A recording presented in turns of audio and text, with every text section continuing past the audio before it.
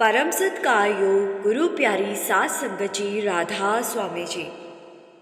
सात संगत जी, क्या इतनी हिम्मत कोई सेवादार कर सकता है जो बाबा जी के मुंह पर ही कह दे कि कभी आराम भी कर लिया कर।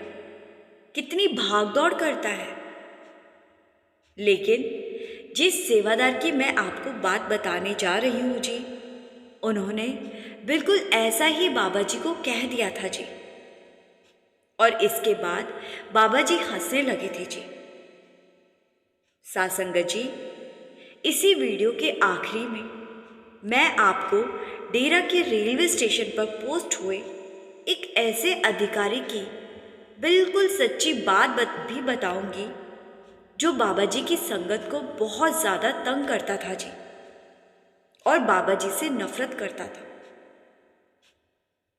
संगत जी, फिर बाबा जी ने एक बहुत बड़ा एक्शन लिया था। इसीलिए वीडियो को आखिर तक ज़रूर सुनना जी। पहले मैं आपको उस सेवादार की बात बताती हूँ जी, जिसने बाबा जी को एकदम सामने से कह दिया था कि कभी आराम भी कर लिया कर। इस पूरी घटना को सुनकर शायद आप भी हंस पड़ेंगे जी।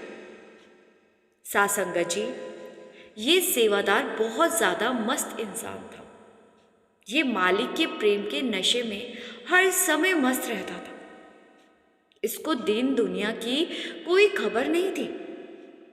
दिन में 24 घंटे होते हैं और ये इन 24 घंटे में से सिर्फ 4 घंटे सोता था और बाकी के 20 घंटे मालिक की याद में भजन सिमरन और संगत की सेवा किया करता था जी। डेरे में रहने के बाद भी इसको कोई खबर नहीं होती थी कि बाबा जी ने कब और कहाँ दर्शन देने हैं जी। ये बस हर समय अपने में ही गुम रहता था जी और सेवा करता रहता था जी। सात संगत जी, बाबा जी को तो अपने हर एक सेवादार, हर एक संगत की पूरी खबर होती है जी। एक बार इस सेवादार की ड्यूटी भंडारे के दिनों में स्टेशन पर लगाई गई थी जी। सब जानते थे कि ये बड़ी ही लगन से सेवा करता था। और जिस दिन की मैं आपको बात बताने जा रही हूँ जी, उस दिन जब कुछ सेवादार स्टेशन पर सेवा कर रहे थे तो बाबा जी उन सेवादारों को दर्शन देने के लिए स्टेशन पर पहुंचे और स्टेशन पर सेवा कर रहे सेवादारों को इस बात की जानकारी पहले ही दे दी गई थी। तो सभी सेवादार बाबा जी का इंतजार करने लगे। लेकिन ये जो सेवादार था जिसकी मैं आपको बात बता रही हूँ जी, इसको ना पहले कभी बाहरी दर्शनों से कुछ लेना देना था और ना उस दिन इसने इस बात की कोई फिक्र की थी। ये तो अपनी सेवा में इतना मस्त था कि दिन दुनिया में क्या चल रहा है इसको कोई खबर नहीं थी जी। संगत जी, कुछ देर में बाबा जी स्टेशन पर पहुंचे और बाबा जी ने सेवादारों को दर्शन दिए और बाबा जी ने दूर से देखा कि सभी सेवादार तो दर्शन के लिए आ गए हैं, लेकिन एक वो सेवादार अभी भी अपनी सेवा में मस्त है। बाबा जी तो इसके बारे में पहले से ही जानते थे कि ये भाई सेवा करते समय न दिन देखता है और न रात देखता है। तो दूसरे सेवादारों को दर्शन देने के बाद बाबा जी इस सेवादार के पास गए और उस समय ये सेवादार नीचे झुककर सेवा कर रहा था। इसको इस बात की भी खबर नहीं थी कि बाबा जी इसके पीछे खड़े हैं। तो बाबा जी ने इसको आवाज लगाते हुए कहा कि भाई, तू कितनी सेवा करता है, कभी कभी आराम भी कर लिया कर। बाबा जी की आवाज को सुनकर इस भाई ने बाबा जी की तरफ देखते हुए कहा, भाई तू भी तो कभी कभी आराम कर लिया कर, कितनी भागदौड़ करता है। ये सुनकर बाबा जी हंसने लगते हैं और वहां से वापस लौट आते हैं। सासंगत जी, अगर हम अपने अंदर झांक कर देखें तो क्या हम ऐसे सेवादार बन सकते हैं? शायद नहीं, क्योंकि इतनी निम्रता, इतनी लगन, इतना विश्वास शायद हमारे अंदर नहीं है। हम तो बाबा जी के बाहरी दर्शनों को ही सब कुछ मानकर बैठे हुए हैं, जबकि बाहरी दर्शनों से वो सच्ची दौलत कभी भी हासिल नहीं हो सकती, जिसको पाने के लिए हम परमार्थ में आए हैं। सद्गुरु के बाहरी दर्शनों से तो एक अच्छा माहौल बनता है जी। जब हम गुरु के बाहरी दर्शन करते हैं तो हमारे मन में गुरु का स्वरूप छप जाता है जी, और हमारा भजन सिमरन आसान हो जाता है जी। लेकिन हम सबने तो बाहरी दर्शनों को ही असल मान लिया है। बहुत सारी संगत तो बाबा जी के बाहरी दर्शन करने को ही मुक्ति का जरिया मानकर बैठी हुई है। जैसे पवित्र नदियों में अपने शरीर को नहला लेने से कभी मुक्ति नहीं मिल सकती, वैसे ही एक शरीर जब दूसरे शरीर के दर्शन करता है तो ऐसा करने से मुक्ति नहीं मिल सकती, क्योंकि सद्गुरु का शरीर एक बाहरमुखी साधन है और हमारे शरीर पर लगी दो आंखें जिन्होंने सद्गुरु के शरीर के दर्शन किए होते हैं, वो भी बाहरमुखी साधन है। जब तक इस सेवादार की तरह अपने मन की आंखों से अपने तीसरे तिल पर ध्यान को टिकाकर हम अंदरूनी दर्शन हासिल नहीं कर लेते, शब्द उनको नहीं सुन लेते, तब तक मुक्ति नहीं मिलने वाली। सासंगत जी, अब मैं आपको उस रेलवे अधिकारी के बारे में बताऊंगी जी, जो संगत और सेवादारों को बहुत ज्यादा तंग किया करता था जी। सासंगत जी, लाखों संगत डेरे में रेल से पहुंचना पसंद करती है जी, क्योंकि ट्रेन में सफ़र करना आरामदायक भी होता है जी, और दूसरे साधनों की तुलना में पैसे भी कम लगते हैं जी। और जब सफ़र बहुत लंबा हो तो इंडिया में ट्रेन ही सबसे ज़्यादा पसंद करने वाला यातायात का एक साधन माना गया है जी। संगत जी, लेकिन अगर कोई रेलवे का अधिकारी ही सवारियों को आते जाते तंग करने लगे तो आप क्या कहेंगे? जी हाँ सासंगत जी, ये बिल्कुल सच बात है जी। डेरा के स्टेशन पर एक अधिकारी बाबा जी से इतनी ज़्यादा ईर्ष्या रखा करता था कि उसको बाबा जी की संगत बिल्कुल भी पसंद नहीं थी जी। इस अधिकारी के बुरे और घटिया बर्ताव के कारण ही इसका तबादला कई बार हो चुका था जी। देश के अलग अलग शहरों के स्टेशन पर तबादला होने के बाद अब इस बार सरकार ने इसका तबादला डेरे के स्टेशन पर कर दिया था जी। और जैसा कि अक्सर इंसान की फितरत होती है, जब तक इंसान खुद ही बदलना ना चाहे तो तब तक दुनिया की कोई ताकत उसको बदल नहीं सकती जी। संगत जी, यहाँ डेरे के स्टेशन पर आने के बाद फिर से इसका बर्ताव अपने जूनियर अधिकारियों से बुरा होने लगा और बात बात पर दूसरों को कुछ भी सुना देना इसका रोज का काम बन गया था जी। डेरा के स्टेशन में आम दिनों में बहुत ज़्यादा भीड़ नहीं हुआ करती थी, लेकिन जब बाबा जी के भंडारे होते थे तो तब आने वाली संगत की भीड़ देखकर ये अधिकारी बड़ा ही परेशान होता था जी।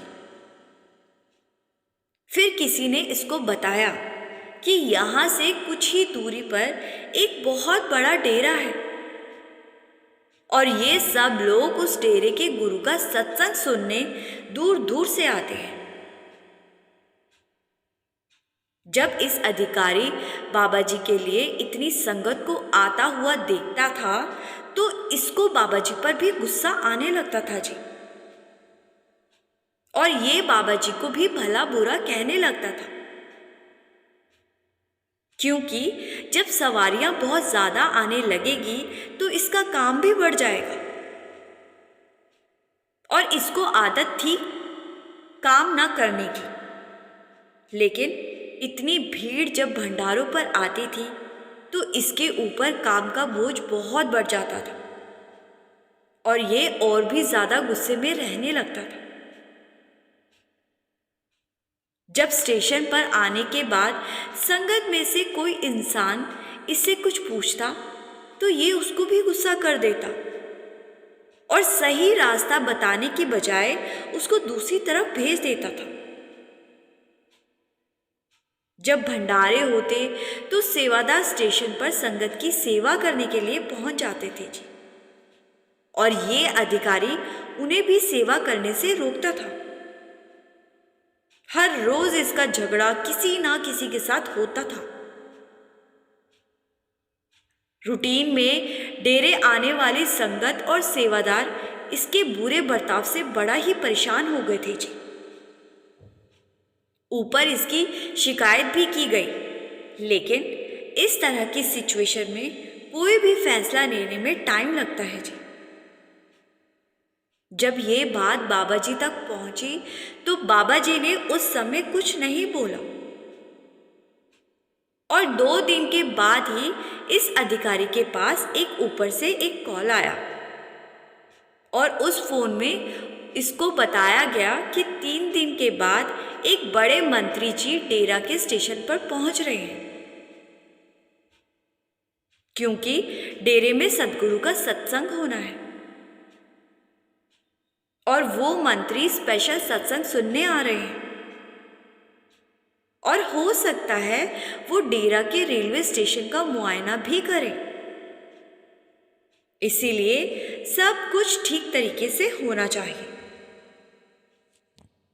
संगत जी, अब ये सुनकर ये अधिकारी डर गए और ये फटाफट से अपने कामों में लग गए।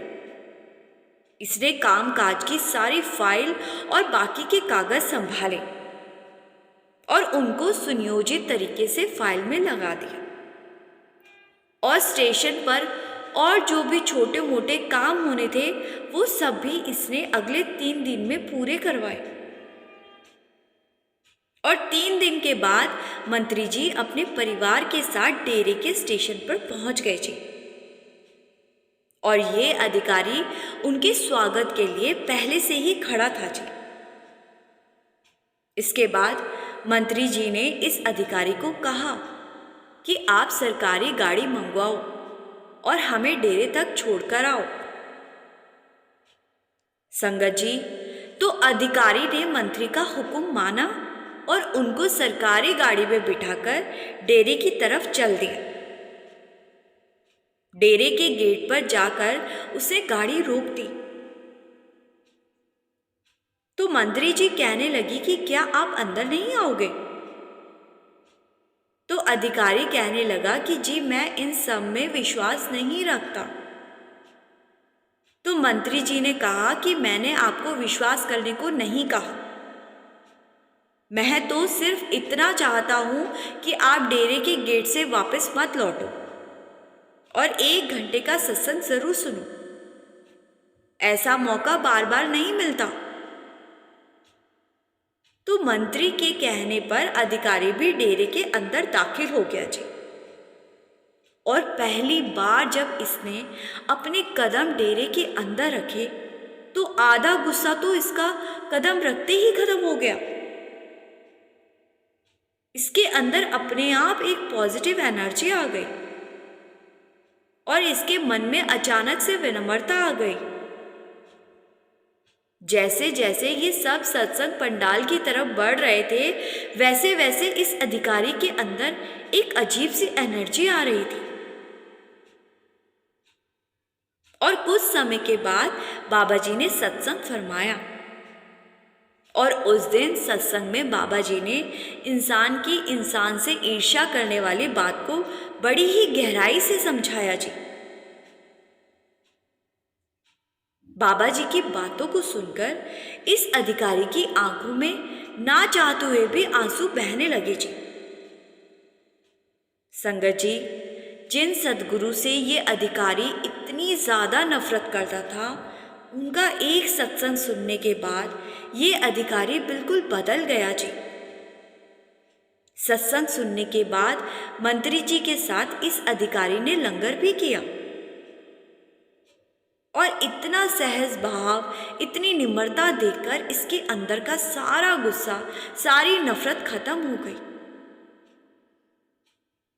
और साथ संगत जी, अब मैं आपको इस अधिकारी के बारे में जो बताऊंगी उसको सुनकर आप शायद हंस पड़ोगे जी। अभी तक इसकी जो इमेज इसके जूनियर अधिकारियों के आगे बनी थी, वो इमेज थी बाबा जी से, उनकी संगत से और डेरे से ईर्ष्या रखने की। लेकिन अब ये अधिकारी एक ही सत्संग सुनकर और एक बार लंगर करने के बाद इतना बदल गया था कि ये हर रोज चोरी से डेरे जाने लगा। स्टेशन पर किसी को बिना बताए ये डेरे चला जाता और वहां चुपके से सेवा करके आता। सासंगत जी, इसकी ड्यूटी सुबह 5 बजे खत्म होती थी और 5:30 तक ये डेरे में पहुंच जाता। जब इसके जूनियर अधिकारियों ने इससे पूछा कि आप रोज सुबह सुबह कहाँ जाते हो, तो ये झूठ बोल देता। ये कह देता कि मैं तो सुबह की सैर करने जाता हूं। लेकिन एक बार किसी ने इसको डेरे में सेवा करते हुए देख लिया और इस बात के बारे में इसके जूनियर अधिकारियों को बता दिया। तो जब जूनियर अधिकारियों ने इसको कहा कि सर, आप अगर सेवा करने डेरे जाते हो तो कभी कभी हमें भी ले जाया करो, हमारा भी भला हो जाएगा। तो ये सुनकर ये अधिकारी चौंक गया और फिर इस अधिकारी ने अपने जूनियर अधिकारियों से माफ़ी मांगी और कहा कि भाइयों, मुझे खुद नहीं पता कि उस दिन मंत्री जी के साथ डेरे में सत्संग सुनने के बाद से मुझे हुआ क्या है। मैं हर रोज सुबह 5 बजने का इंतज़ार करता हूँ। मेरे पैर डेरे की तरफ दौड़ने को हर समय तैयार रहते हैं। ये सुनकर अधिकारी मुस्कुरा पड़े और कहने लगे कि सर, बाबा जी ने आपको अपनी ओर खींचना था, इसीलिए सरकार ने आपका तबादला डेरे के रेलवे स्टेशन पर कर दिया और मंत्री जी के साथ आपका जाना भी बाबा जी का ही कोई ना कोई खेल था। आप पहले बाबा जी की संगत के साथ बुरा करते थे, लेकिन जो संत सद्गुरु होते हैं वो बदले की भावना नहीं रखते। बाबा जी को पता था कि आप उनकी संगत और सेवादार को परेशान करते हो, इसीलिए बाबा जी ने मंत्री जी के जरिए आपको डेरे में बुला लिया और आप डेरे में ऐसे गए कि फिर वहीं के ही होकर रह गए। संगत जी, इसके बाद अधिकारी कहने लगा कि भाइयों, मैं अब इस स्टेशन से कभी नहीं जाऊंगा।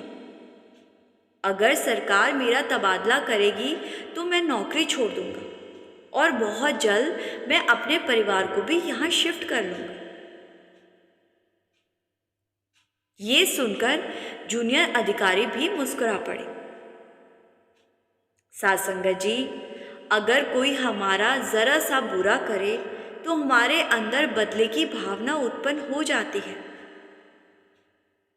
लेकिन संत महात्मा ऐसे नहीं करते। चाहते तो बाबा जी इस अधिकारी का 2 मिनट में तबादला करवा सकते थे, लेकिन बाबा जी ने प्रेम का रास्ता चुना, क्योंकि तबादला हो जाने पर यह अधिकारी जहाँ जाता वहाँ के लोगों को परेशान करता। लेकिन बाबा जी ने इसके अंदर प्रेम की ऐसी जोत जलाई कि ये अब बिल्कुल ही बदल गया और पूरी तरह से एक सत्संगी बन गया जी। आगे चलकर इस अधिकारी को बाबा जी ने नाम की बख्शिश भी कर दी थी जी। साध संगत जी, बाबा जी ने जिसको नाम देना है, फिर वो चाहे संसार के किसी भी कोने में क्यों ना रहता हो, बाबा जी उसको अपने तक बुला ही लेते हैं जी। क्योंकि संत महात्मा जब अवतार लेते हैं तो मालिक उन्हें एक लिस्ट देता है जी, और उस लिस्ट में उन सब के नाम लिखे होते हैं जिनकी जिम्मेदारी संतों के ऊपर मालिक डालते हैं जी। और उस लिस्ट के हिसाब से ही संतों को अपनी रूहों को दुनिया के अलग अलग कोनों से ढूंढकर अपने तक लाना पड़ता है जी। साध संगत जी, बहुत सारे लोग कहते हैं कि हम भी नामदान ले लेंगे, लेकिन उन्हें ये बात नहीं भूलनी चाहिए कि नामदान हमारे चाहने या ना चाहने से नहीं मिलता। ये तो सद्गुरु के चाहने से हमें मिलता है। साध संगत जी, इसी के साथ मैं आपसे विदा लेती हूँ जी। मेरी आपसे एक बेनती हमेशा होती है जी कि आप कमेंट में राधा स्वामी ज़रूर लिखा कीजिए जी। लेकिन बहुत सारी संगत बिना लिखे ही चली जाती है जी। कृपया करके राधा स्वामी ज़रूर लिखा कीजिए जी। गुरु प्यारी साध संगत जी, राधा स्वामी जी।